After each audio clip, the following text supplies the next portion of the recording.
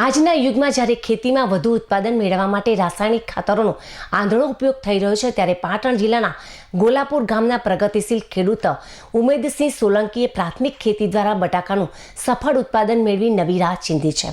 કોઈપણ પ્રકારના યુરિયા, ડીએએ કે જંતુનાશક દવાઓના ઉપયોગ વગર માત્ર ગાય આધારિત છાણિયા ખાતરથી ખેતી કરવામાં આવી.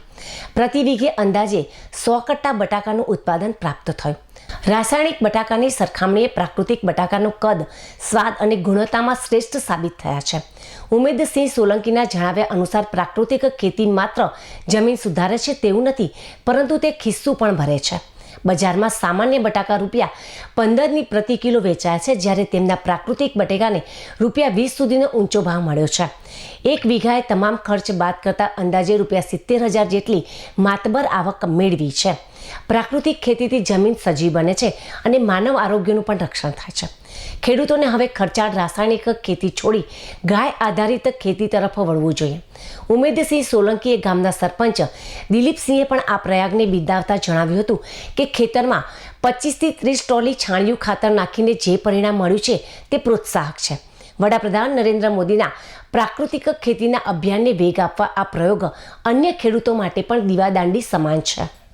હું ગોલાપુર પાટણ કેસી સ્કૂલના જોડે મારું ખેતર છે, એની અંદર મેં ગાય આધારિત ગાયના સાણથી આ સાલ બટાકા અને ડુંગળીનું વાવેતર કરેલું છે, જેની અંદર મેં કેમિકલ ફર્ટિલાઇઝર કે કોઈ પણ રાસાયણિક ખાતરોનો ઉપયોગ કરેલ નથી.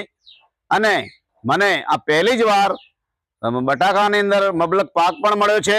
પ્રાકૃતિક ખેતી કરવાથી આપણી જે જમીન છે, જે ધરતી માં છે, એ સજીવ થાય છે.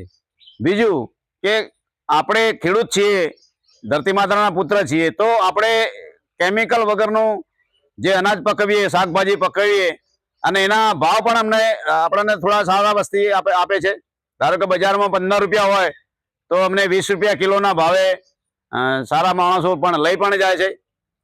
અને આપણે પ્રાકૃતિક ખેતી કરી અને માં ધરતીનું, પબ્લિકનું પણ રક્ષણ કરી શકીએ.